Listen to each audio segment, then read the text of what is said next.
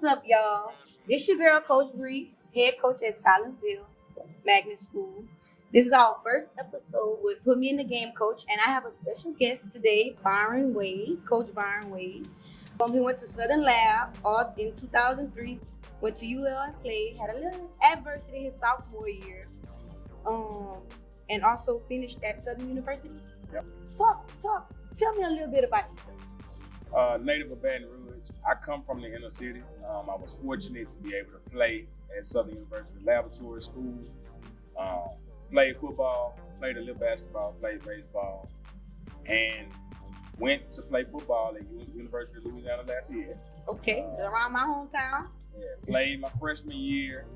I had a unique situation. I dropped below the full-time level. So you don't drop classes unless you're not doing good in school. Correct. I wasn't on top of my books. Talking to some people, they told me, well, if you drop the class, you're not gonna have the F on your transcript. Well, I dropped below the full-time level. Mm-hmm. So in dropping below the full-time level, it was a violation with the NCAA. So I was participating in the spring. When the spring game came, 2 weeks before the spring, the defensive coordinator came in the weight room, told me I couldn't play in the game. I was gonna have to come back in the summertime. That just didn't make sense. So I transitioned back home to Baton Rouge, and I carry that story. I like to tell people all the time that testimony. A lot of times you want to have the choice of you not being able to play anymore. If it's stripped from you, that's a pain that you never get over. So I think that had a lot to do with my adult life early on and some of the challenges that I had to overcome. So if you had to take it all back, what would you do differently? I would have went my butt to class. First off, Athletes, y'all hear that, right? Y'all better start going to class. I would have prioritized going to class, and I would have really sat down with academic advisors and people that really could let me know what I was walking into. Because I had no knowledge. Right. No disrespect to my guidance counselors, but I was not educated on how it all worked. No excuse, but in hindsight, I wish I had a bit more knowledge on how to take care of my business. So would you say that's why you started coaching? Most definitely. Okay, so as a coach or a player, what would you tell a high school football, basketball, baseball? Like, what would be some advice would you tell high school and college? Well, let's start with high school first. Connect with a mentor. Somebody that has experience in some of the things that you want to accomplish. So whatever your goals are, you don't need to take advice from somebody that's never went down that road. 100%. So if that's a player or a parent or another coach, somebody that's actually been down the road that you're trying to travel, because who better to let you know what to do than somebody that's already done it, whether they done it and made mistakes in doing it or they were successful in it. So what about college? What would you tell a college player?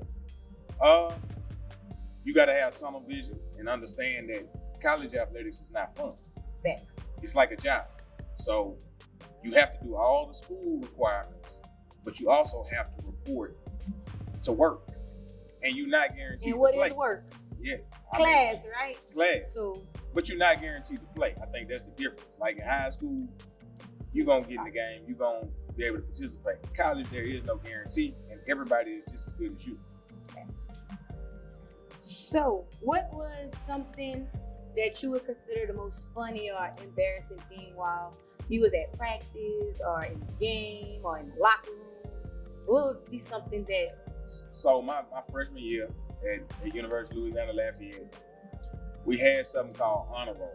Mm-hmm. So if you were late, you were 1 minute late for workouts,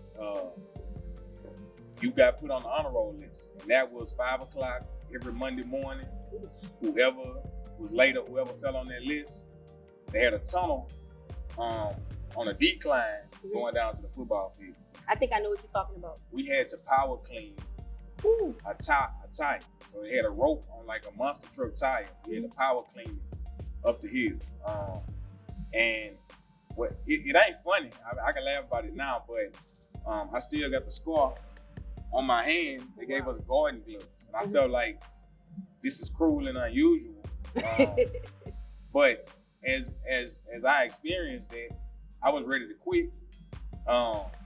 Me and the strength and conditioning coach, we never really hit it off, but I earned his respect that day. Because as hard as it was, him knowing that I really couldn't get that tire up, he just saw I had the willpower to persevere through. Okay. So I know you were coaching at Istrouma. You are the offensive coordinator, right? Football at Istrouma. What is it like being the football coach under Sid Edwards? I know he's a legend around the area in Baton Rouge with football. So, like, explain how it is being under him, under a legend. It's the best experience I could have ever experienced. On the outside looking in, you think a lot about who a person is, but when you actually get underneath them and get on side of them, Sid is the most genuine, down-to-earth person that I have ever met. And I'm going to say it out loud, whether people like it or not. He's a Caucasian man that has done more for blacks than some of our own people, and I think that's what I respect about him. A lot of people don't know him personally. Getting to know him personally is he ain't never played football. He ain't never played. Sometimes that be the best one. He never played basketball. He's just a guy that is a unifier, So instead of him walking around with a big ego, he's assessing who can I get around me that has expertise in a certain area, because that's gonna make this machine come together and be better. And I think that's the biggest takeaway. Working underneath him, stop feeling like you got to do everything by yourself, and stop being afraid to collaborate with the next person who can execute something better than you can. Right, takes a village, right? Oh yeah, definitely takes a village. So I know you talked about, being under Coach Sid Edwards. How was the transition from Belaire to Istrouma? Was it like a big difference? Yeah, it was a big difference. I'm gonna go deep into it. So my time at Belaire, when I got to Belaire, we won 3 games in 5 years. Winning was not part of their culture. The expectations were low, and I'm not putting the athletes down, but you didn't have a lot of quality athletes. Istrouma was closed. I don't know the timeline, but when Istrouma was closed, all those athletes went to Belaire. Oh. So the reason why Belaire was a 5A school, because the kids, when Istrouma closed down, all those kids were at Belaire from all those different neighborhoods. So when Istrouma opened up, all those kids went back. So it was a bit of a rival that went down. The dirty eye. Right. I know a lot of coaches from here, they all from Istrouma. Oh, yeah. They talk about that dirty eye. 70805. Yeah, so to speak about that transition, my second year, I beat Istrouma for the first time in school history. That really bolstered my reputation. And then when the transition happened, a lot of my players were looking at it like, Coach, all you never talked about was Istrouma, and now you going over. But the ceiling was only so high. In life, you got to do what's best for you. And everybody can't handle you in certain environments. So when you identify that you're not in an environment that's conducive to your goals and what you're trying to do, and you're getting hated on, it's time to make a move. Time to move around. I heard a rapper say, well, Kevin Gates, he say, if you made Gates, make another Gates. You know what I'm saying?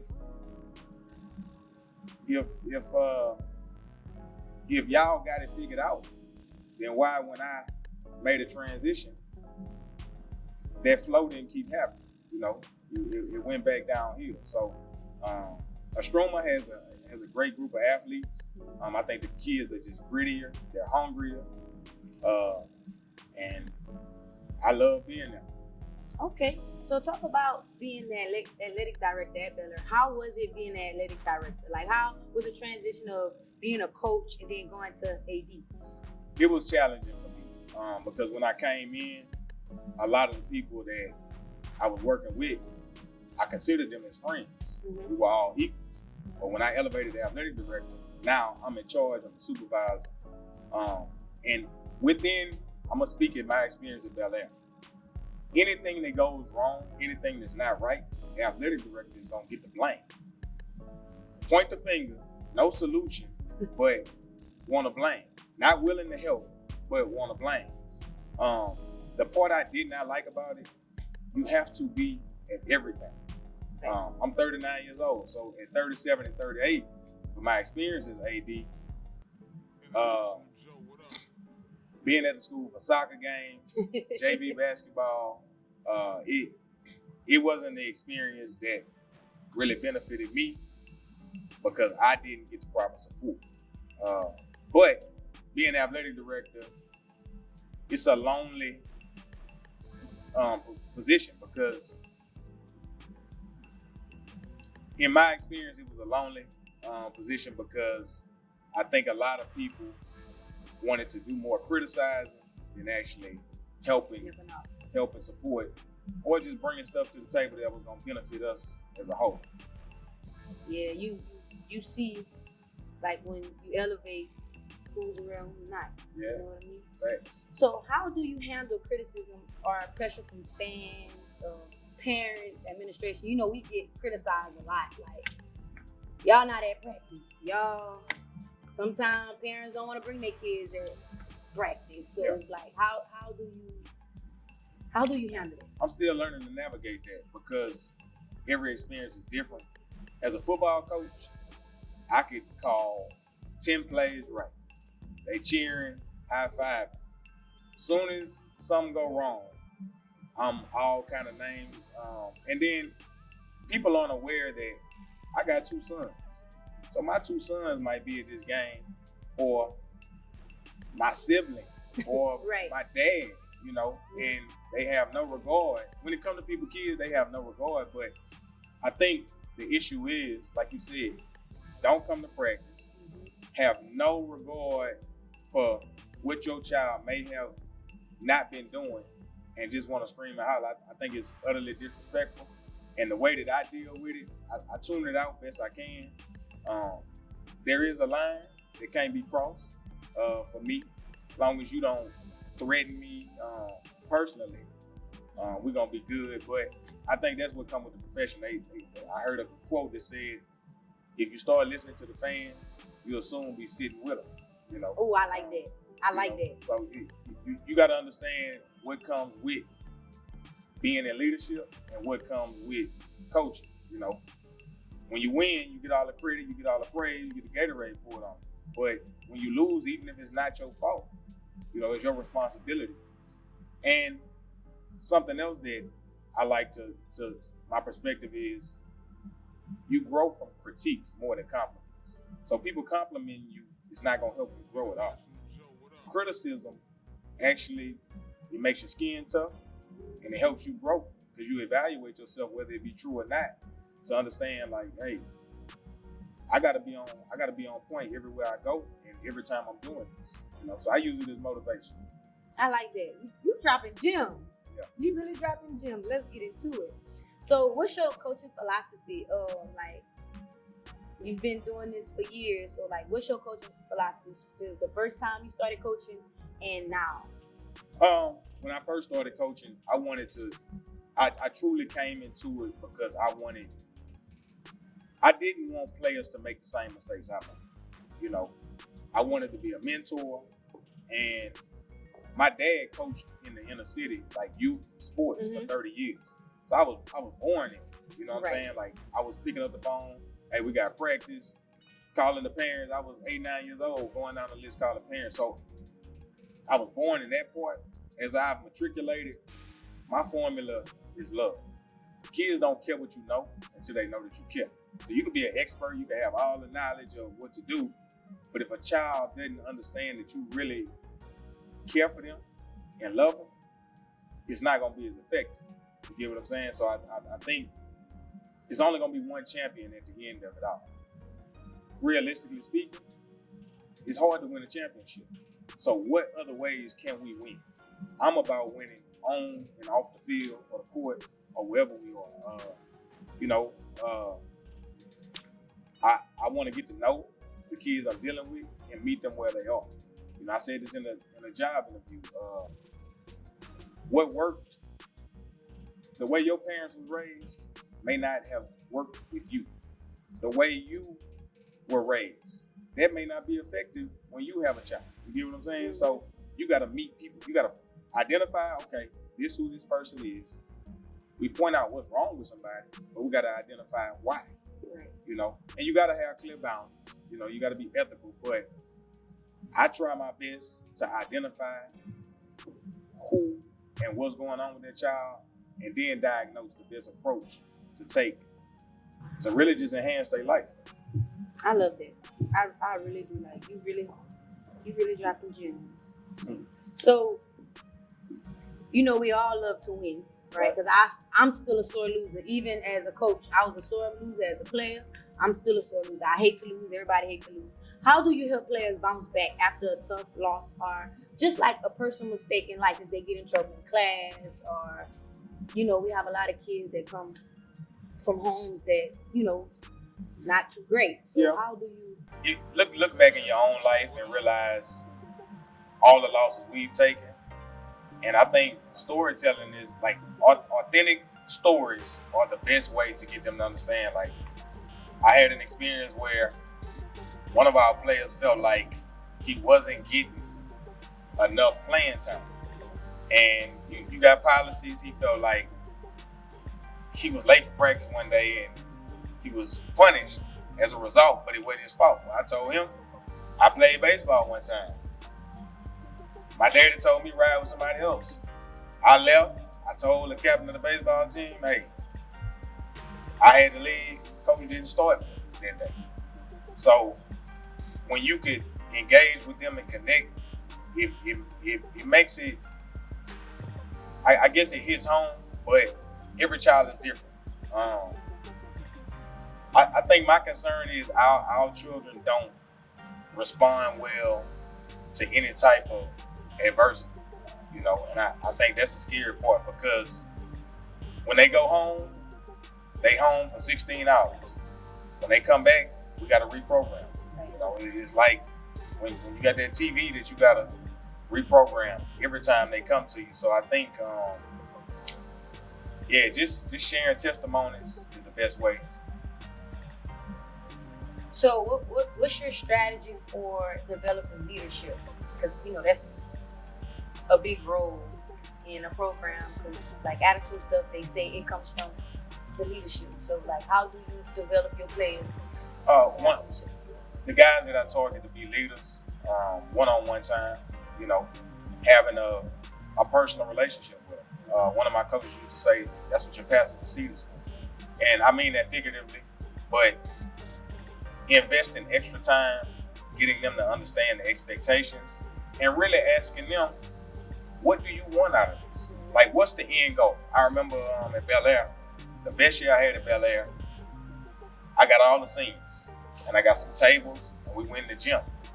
I had blank pieces of paper, and I gave all of them a pen. And I said, you're signing that. Before the season started, before we even put anything on, where do you want to go to school? What school you want to go to? And they all kind of laughed, looked around, they wrote it down. And it was strategic, because I'm basically saying, hey, I'm going to keep this paper to the end of the season. I want to see what you're going to do to execute it. Now, y'all want to go to playoffs? Y'all want to win state? Y'all say that's the goal? How do you do it? That's my question to you. So you pose questions and just make them think and be strategic. And I think them understanding the regard that you hold them to, knowing that you got their back, but knowing that it's a standard that you put in place, I think that makes for a good leader. Okay, so us as coaches, like, we in the gym a lot, on the field a lot, we're working out a lot. How do you feel having a spouse of just being there and being supportive? How important you think of having a spouse I know it's like if you don't have a spouse that's supportive, that could be hard, in our personal lives. So I'm gonna go personal.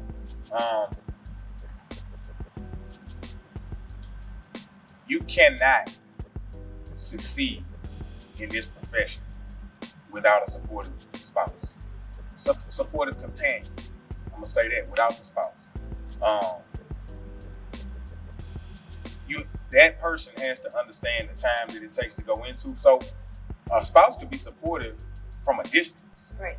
As well as like be at all the games, be involved both ways. But if there's a disconnect there, you're gonna run into problems at home. And with what it takes to fulfill these positions, without the proper support, that's gonna pull something out of you.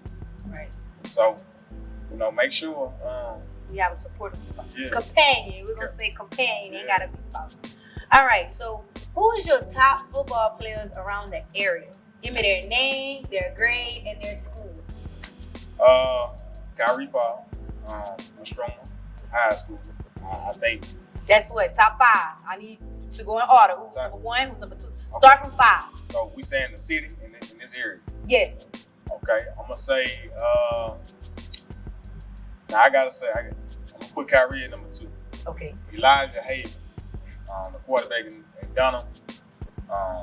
What grade? He's a sophomore. Okay. But he's a 2-sport athlete. What else sport he play? Basketball. And I think he's better in basketball than football. But he was offered by LSU. He's just phenomenal. Remember that name because in 2 years. Say it again. Elijah Haven. Okay, we're gonna have to tag him on Instagram. Yeah. So that's your number 1 pick? That's my number. Okay, so number 2 is Elijah from Istrouma. Number 3 Kyrie Paul from Istrouma. I'm sorry, Kyrie Paul. Yeah. Number 3, and you putting me on the spot, I'm gonna say Tylen Johnson, the quarterback at Madison Prep. Okay. I believe he can play multiple positions, even though he is a quarterback. What year? So he's a senior. He's a senior. He's very humble. Any offers that you know about? No, and that's because the quarterback position is difficult. Yeah. You think about Zay T-Set. Zay T-Set really is a Division I quarterback. But because of the game, the transfer portal, he had to go a little lower. So I think that's the challenge in that. Number 4, I'm gonna say Jarvis Washington. He's a receiver at Dunham. Okay, Dunham in the house. Yeah, Dunham. He's a receiver. He's a tremendous athlete. Number 5, I'm gonna go with a younger kid from Live Oak. Okay. Calvin Ursi. And he's a freshman. Okay. Yeah, so he will be a sophomore, but that's a name to be on the lookout for. And that's just because you put me on the spot. Of course, I had to put you on the spot. All right, so I'm gonna say some names, and whatever comes to mind, we'll play a little game. Whatever name I say, just tell me anything that comes to mind when I say this name. All right, you ready? All right, let's get into the smoke. Tom Brady. Go. Drew Brees. Underappreciated. Peyton Manning. Omaha. Cam Newton. One of a kind. And Patrick Mahomes. Ooh. Ooh. Because I want to say something quick. I think Patrick Mahomes need to pick a side. Okay. So who would be your NFL team? My team is the Philadelphia Eagles. Okay. Eagles in the house. And who, when y'all played, who was y'all toughest team? Like, man, them kids gonna be good. Like, they're young, but they're gonna be good. What team would you say around the area is young and on the lookout? Black. So hands down without thinking and about Sony, that's my boy. We from the same area. Plaquemine, they different, they gritty, they're bought in. That would be the best way to describe those kids. I don't know. I know a lot of them personally, because I coach some of them in 7-on-7, but if they are rough around the edges, you can't tell because they're bought into what the common goal is for that city, for that coaching staff, and I salute them. I take my hats off to them. Well, Byron, you did really well, and I'm so happy you decided to come on. Put me in the game, Coach. Yeah. So I'm gonna say this. I'm honored. I appreciate you bringing me on to be your first guest. Yeah, you are my first guest. No matter when it get aired, and anything I can do to help you, let me know. Do not I'm looking in your eyes and say this. Do not stop doing you. Don't let what people have to say affect you in any negative way. Just keep growing and keep learning. And I'm proud, and I see what you're doing, and I salute you. I really appreciate that. Thank you. Well, next time, tune in on Put Me in the Game, Coach.